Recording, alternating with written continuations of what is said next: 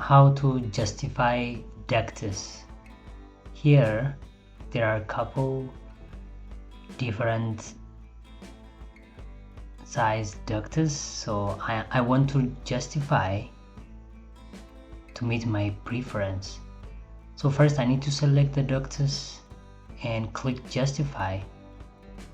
Here couple options are there, so I usually use the first one, alignment line. Click on it, and here on the first duct you will notice 3 dashed lines, so I need to click one that I want, click finish. Here it will justify at the center because I clicked the center line.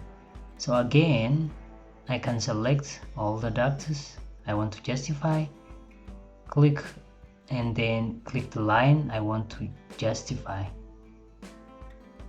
Here on this side the ducts are justified.